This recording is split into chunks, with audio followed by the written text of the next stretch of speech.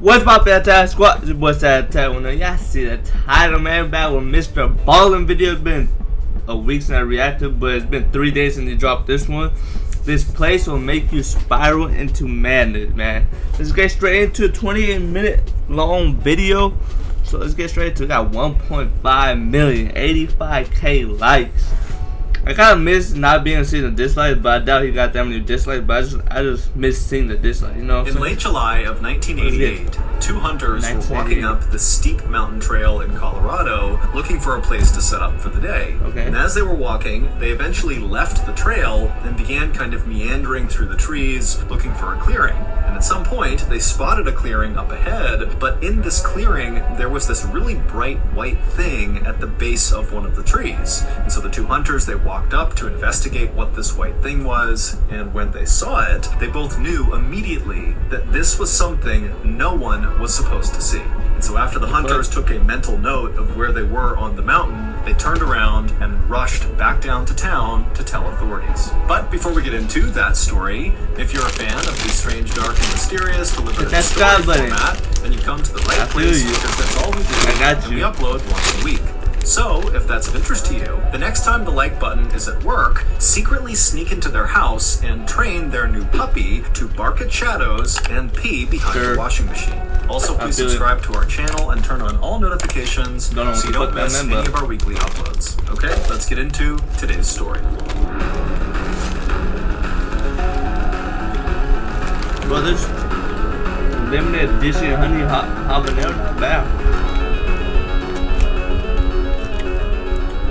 On the afternoon of June 15th, 1988, a man named Keith Reinard drove down the main street of a tiny town called Silver Plume, which is located in the Rocky Mountains of Colorado. In his car was everything Keith would need to live for the next 3 months. Okay. Silver Plume was the kind of place that most people would just pass by on the highway without even considering stopping.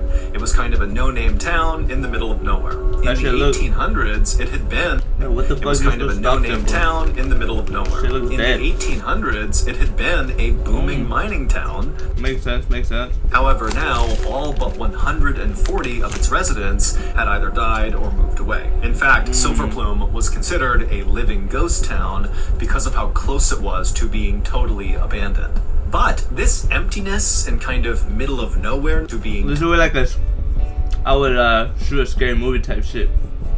Totally abandoned. But this emptiness and kind of middle of nowhereness was exactly what appealed to Keith about this town. Keith was 49 years old and lived over 1,000 miles away to the east in a suburb of Chicago, Illinois. And Keith had a great life. He was married with 2 kids, a boy and a girl. He had a good job working for a newspaper covering high school sports, and he had a beautiful house. But for Keith, he felt like as good as his life looked on paper, it was missing something.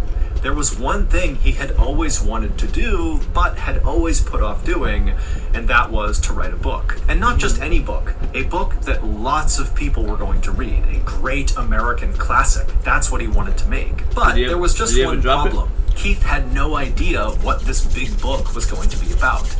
And that was why he had come to Silver Plume. Keith had taken a 3-month leave from his job and left his wife and his kids and the city all behind to come out to this town to hopefully, in this new, peaceful, quiet environment, find the inspiration he really needed to not only discover what this book would be about, but to sit down and actually write it. Keith's wife had not been happy about this plan, him kind of being gone for 3 months, not providing any income, not helping with the kids.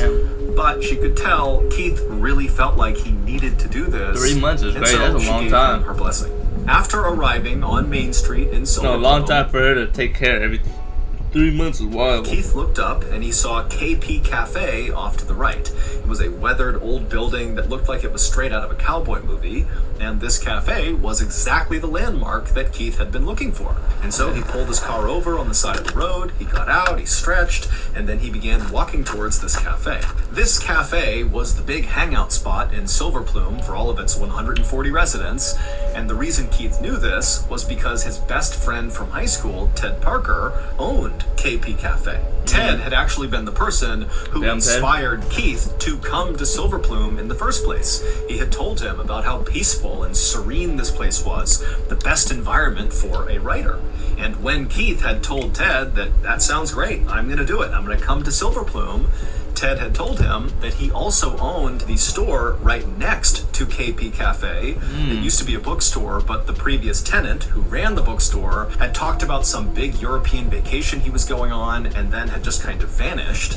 And so for months now, this storefront had been vacant. And so Ted had told Keith that while he was in town, he was more than welcome to work and write out of this vacant bookshop. That's a suspicious way to run that some shit. Big European used to be a bookstore, but the previous tenant who ran the bookstore had talked about some big European vacation he was going on and then had just kind of vanished. Never came back to the store. Now, this storefront had been vacant, and so Ted had told Keith that while he was in town, he was more than welcome to work and write out of this vacant bookshop.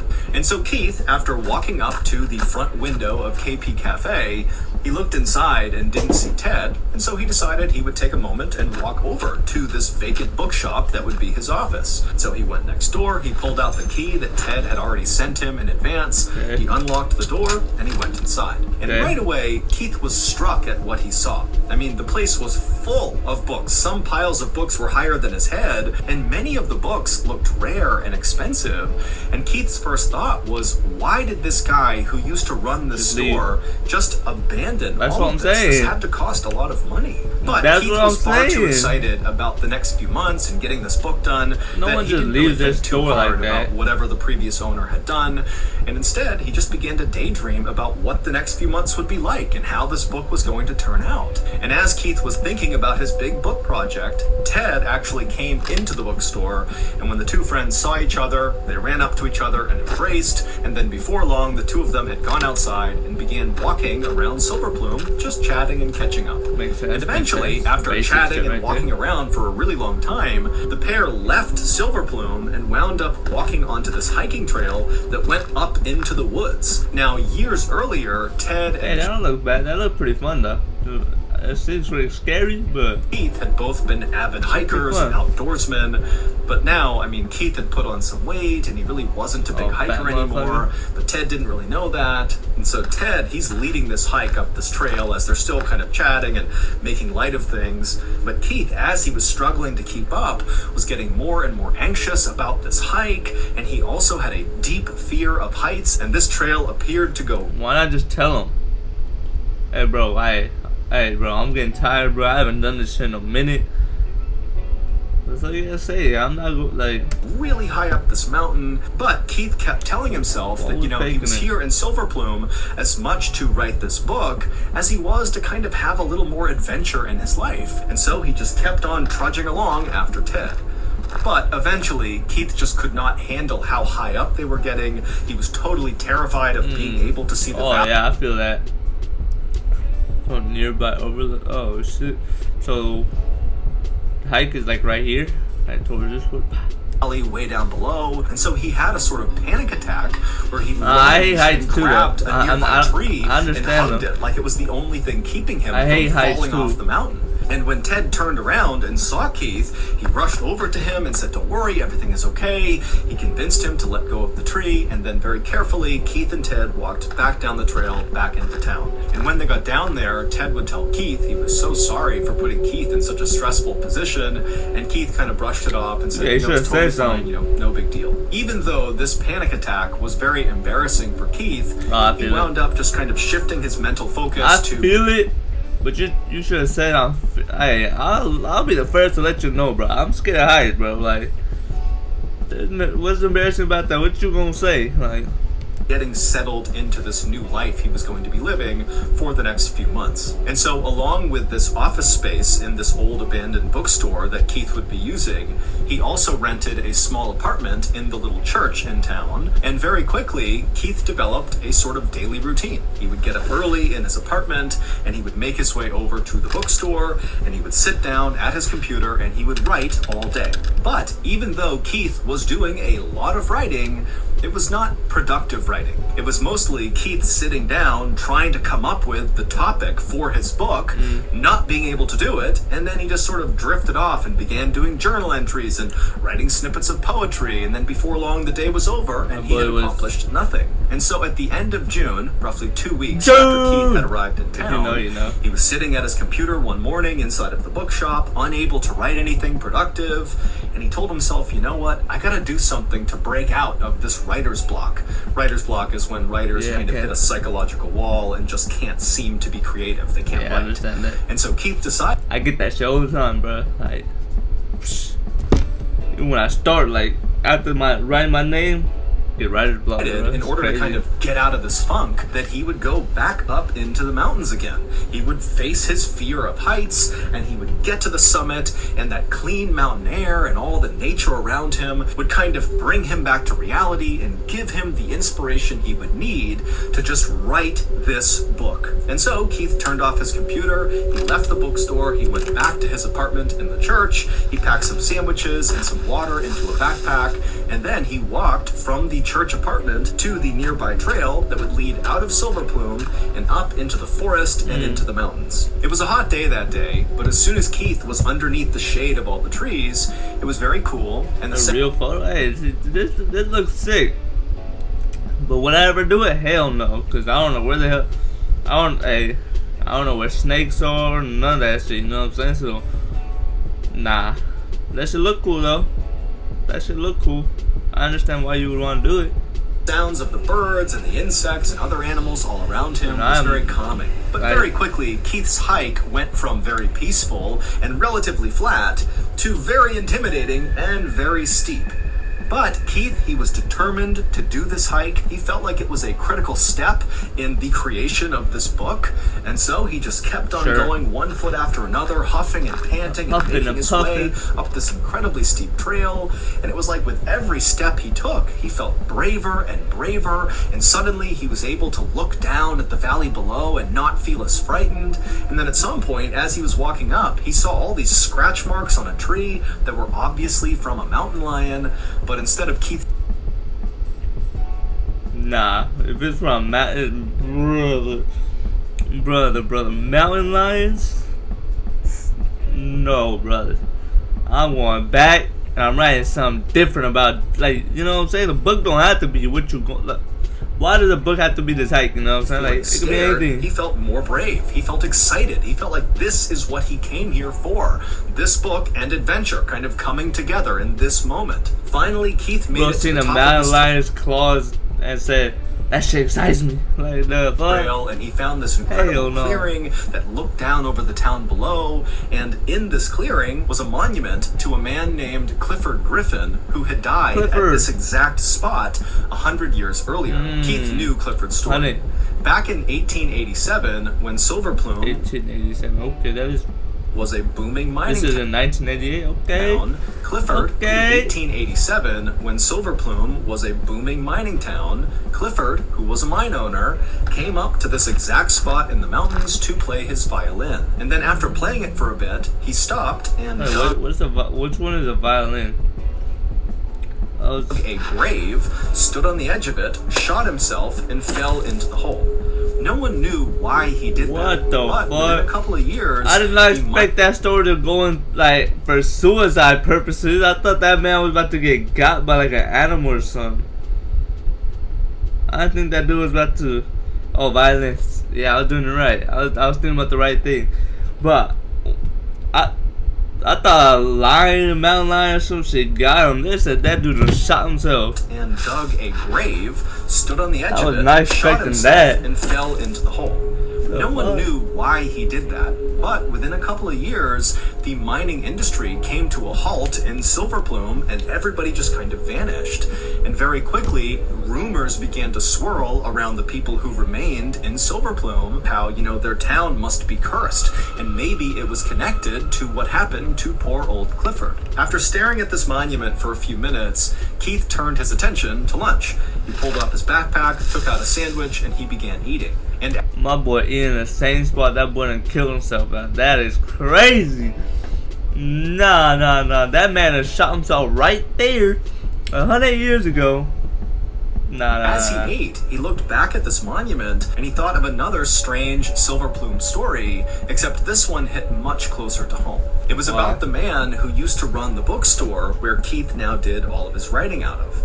This man's name was Tom Young, and it would turn out what Keith had heard about Tom when Keith first arrived in Silver Plume was not entirely correct. You know, Keith had been told that Tom had been talking about this European vacation, and so the consensus was that, you know, he had left town and gone to Europe and just not come back. That's cap. But the reality was, once Keith began asking around a little bit over those first couple of weeks he was there, was that Tom actually had been talking about this big European vacation, but then had walked into the woods, up into the mountains, where Keith was right now, where this monument was, and Tom had just vanished, apparently, in these mountains. Tom apparently had been a very quirky guy who had come to Silver Plume in the 1970s to kind of start a new life for himself. He had been teaching high school students in Denver, but he apparently didn't really like doing that and wanted to start over, and so that was what drew him to Silver Plume. And in Silver Plume, residents always saw Tom, along with his best friend, Gus, his black Labrador Retriever, walking around town playing fetch. But instead of using that's a real black Labrador Retriever... 1988 is a pretty good picture. What the hell? Walking around town playing fetch, but instead of using a ball, Tom would throw a chewed up doll's head. And then on September 7th, 1987, so roughly 9 months before Keith arrived in Silver Plume, Tom and his dog Gus had gone for a hike in the woods where Keith was, and then vanished. Now, at first, people assumed that because Tom had been talking a lot about going on this European vacation right before he vanished, that must be where he went. But when people checked his shop, they saw all of his books were still in there. It did not appear like he had packed things up. And when the sheriff looked into it, he couldn't find any evidence that Tom had ever bought any plane tickets to go to Europe. And so no one really knew what happened to Tom. It was like this big mystery. And so as Keith was standing in this clearing near this monument, thinking about Tom and his story, Keith began to realize there were a lot of similarities between him, Keith, and Tom. They both, as adults, had come to Silver Plume, this kind of random place in the middle of Colorado, to get a sort of second chance in life. And they both worked out of the exact same storefront. And Keith had done some additional digging on Tom when he heard about this mystery and learned that they were almost the exact same age. Their birthdays were separated by 1 day. Also, Keith discovered that he and Tom had served in the military at almost the exact same time in the 1960s. And so as Keith was going over all these strange coincidences and weird similarities between his life and Tom's, suddenly Keith stopped chewing his sandwich and just quickly packed everything back up. He turned and began running down the trail, going back towards town. And as he ran, Keith smiled because he realized he had just discovered what his great American classic novel... At least I was smart, you know what I'm saying? Like, he didn't just stay there or keep doing that hike, or I don't know if he's at the top or whatever. He didn't just stay there or whatever. He actually like, yo, this shit's creepy. Hey, take off, my boy. Thank you. Rather than staying there. About Tom. For the entire month of July, all Keith did was write. He was in his office 7 days a week typing away, and then at night, when he went back to his apartment, his neighbors would see the lights on all night long. At the end of July, so by this point, Keith has been living in Silver Plume for about a month and a half, 2 hunters from Silver Plume began hiking up that same mountain trail that led up into the mountains and into the forest that Keith had gone on recently and found his inspiration for his novel. And so these 2 hunters, they're making their way up the trail, and at some point they leave the marked trail and begin kind of meandering through the trees. And as they're walking, they're kind of looking for a clearing to set up for the day. And at one point, one of the hunters happens to look up and he sees there's this really bright white thing sitting at the base of a tree in a clearing. And so these 2 hunters make their way up to this bright white thing, and as soon as they're looking down at it, they realize they have very likely stumbled on a crime scene. At their feet was this green tarp that was partially exposing this white skeleton underneath. And when they pulled back the green tarp a little bit, they saw it was a human skeleton and a dog skeleton kind of lying next to each other, as if the 2 of them had lied down and died there. But what was immediately it was a human skeleton and a dog skeleton kind of lying next to each other as if the two of them had lied down and died there. But what was immediately apparent to these two hunters is that both the human skull and the dog skull had gaping holes in them, like they had been shot. And several feet away from the skeletons was a rusted pistol. And so these two hunters, after staring at the scene in front of them for a couple of seconds, they took a mental note of where they were on the mountain, and then they turned around and headed back down to town to tell the sheriff. And when the sheriff went up with his deputies to go search the scene themselves, they very quickly identified that these remains belonged to Tom Young and his dog Gus. And the sheriff also found out that that pistol that was found several feet away from the two skeletons had been purchased by Tom just a few days before he had vanished. And so the sheriff decided that what must have happened is Tom brought his dog up into the mountains, and after shooting his dog... Oh shit, why I think someone else shot them? Oh, okay, that makes sense, because that's where the other dude could kill himself around that area, wherever. What the hell? Why? What? Why are people going up there and killing themselves? Tom turned and shot himself. This was a suicide. Case closed. Damn. But this explanation didn't make any sense to the people of Silver Plume. First of all, Tom loved his dog Gus. Gus was basically like his child because Tom didn't have any other family. And so why would he hurt his dog? Also, Tom was not acting remotely like someone who was going to commit suicide in the days leading up to his death. People saw him at the grocery store buying a whole bunch of groceries. He talked endlessly about how excited he was about this big European vacation. And then there was this one other thing that also made suicide seem very unlikely.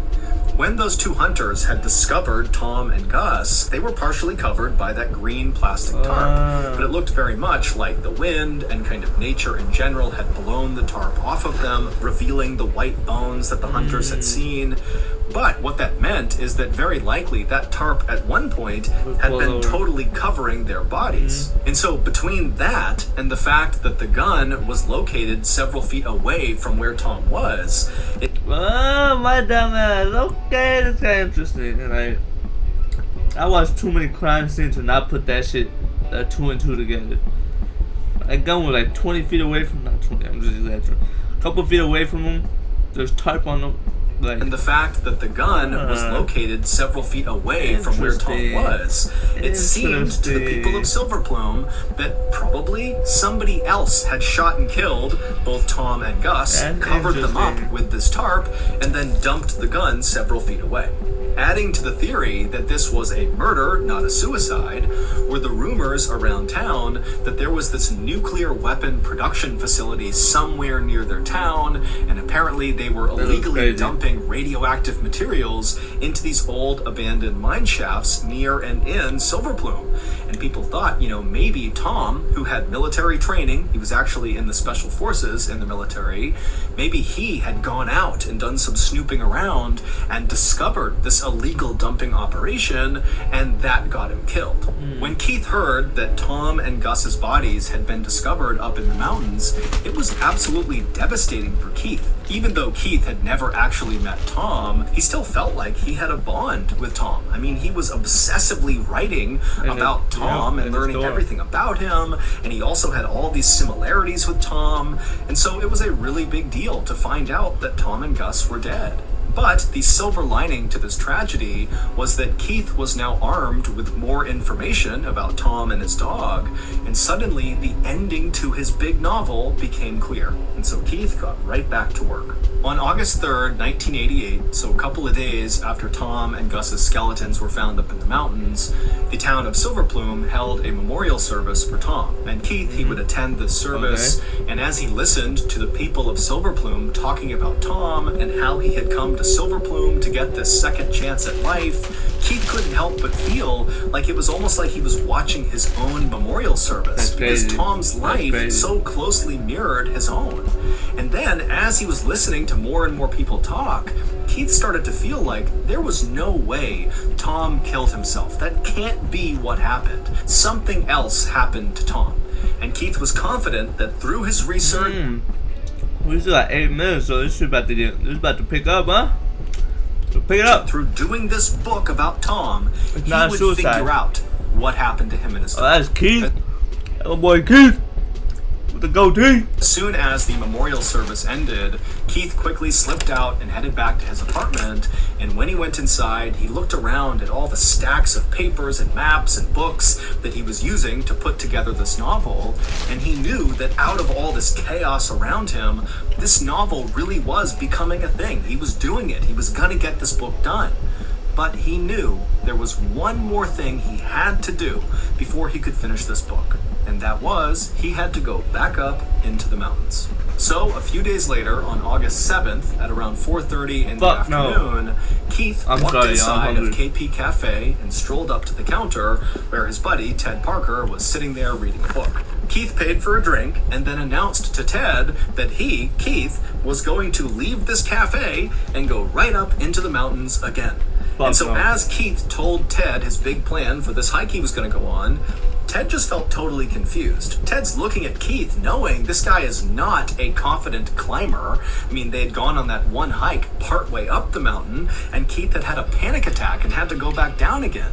Also, at the top of the mountain, it was like 12,000 feet of elevation where the temperatures would be near or below freezing, and here Keith was just wearing a flannel shirt and jeans. He had no other equipment with him, no other warm clothes. Also, the route that Keith was describing to Ted would take at least 6 hours round trip. God and damn. it's 4:30 p.m. now. And so Ted's thinking, Keith is going to get trapped up in the mountains in the middle of the night. And so Ted finally says to Keith, "I hope you're joking." But Keith would say, "I am not joking. And in fact, I'm leaving right now." Why did he go so late? Before Ted could even protest, Keith turned around and, while sipping his drink, just casually walked out of the store and began heading towards the mountains. And Ted, he thought about stopping Keith and really talking some sense into him and getting him not to do this hike. But ultimately, Ted decided to do nothing, and he told himself that he would just check on Keith the next day. And so, the next morning, Ted... Well, why my ass get scared as shit? Got a ring and shit, but it's like a neighborhood ring and shit. Like when people be talking, I'm like, bro, there's something at the front door. But nah, it's just a neighbor. They'll be like, oh, someone stole my package. That's what it looks like. Instead of going to his cafe, went first to the bookstore next door to see if Keith was in there. But when he got to the door, it was clear Keith was not inside, and the door was locked and everything was dark. And so, trying not to panic, Ted hopped right back into his car and he drove over to the church apartment where Keith had been staying. But again, Keith was not there. And right away, Ted is like, oh my goodness, Keith is stuck up on the mountain right now. Exactly what I thought was going to happen has happened. And so right away, Ted rushed to the sheriff to tell him that Keith... Oh, look at my chewing in too late. I'm sorry, y'all.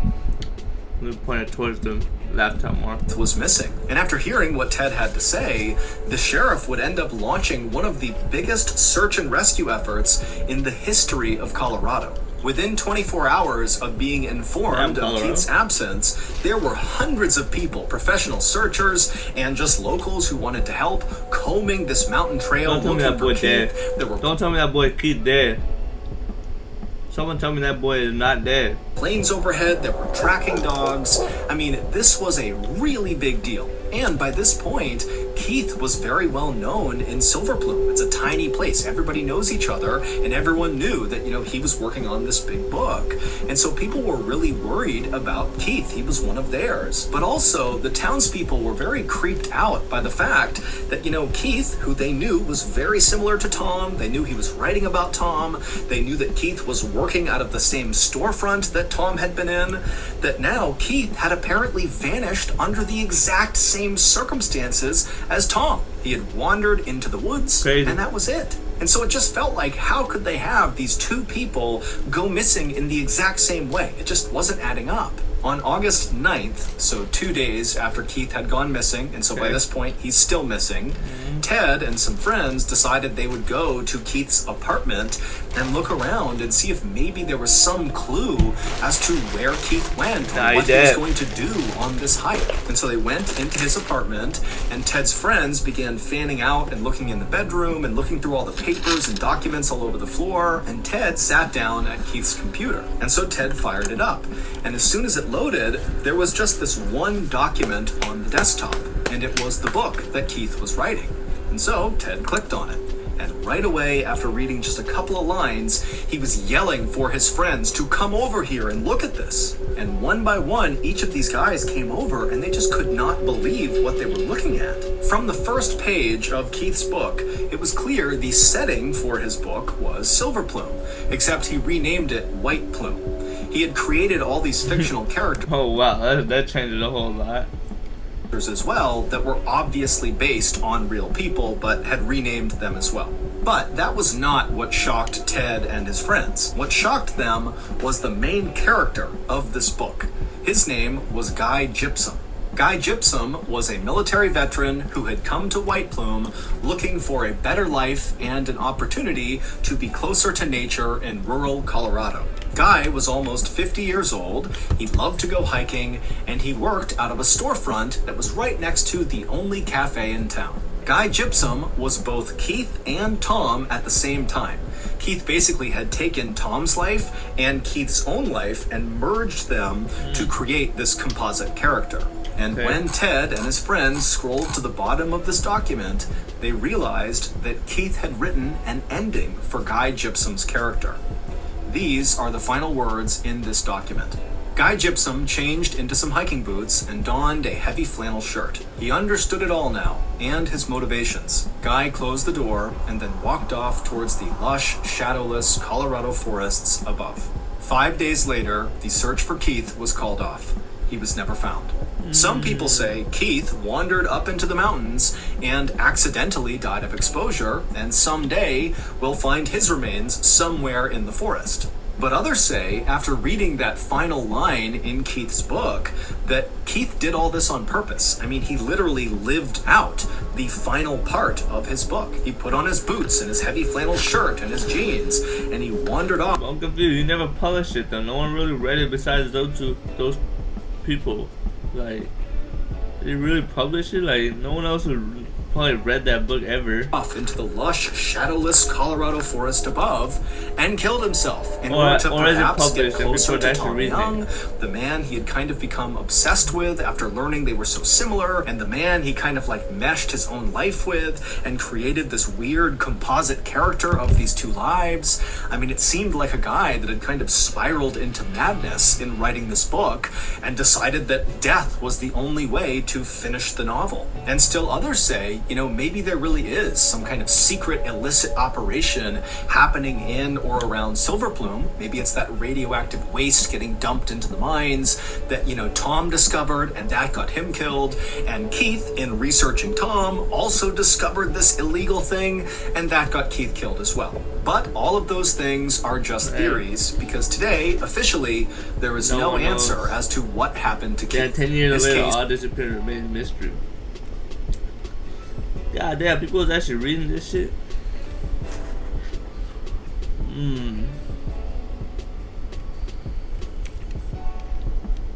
Yeah, it'll be low-key pretty sick to have a newspaper This here. is still open. So that's gonna do it. If you enjoyed today's episode and you want to hear more stories like ask this question once you wanted. Hey, we check this one out. They ate each other. Remember, that was disgusting. Oh, they ate each other because they had to. Bro, 2K help black one stupid client. DAMNN. Come on, man. Subscribe, man. Stop hating. Stop hating, man. Subscribe. We out you.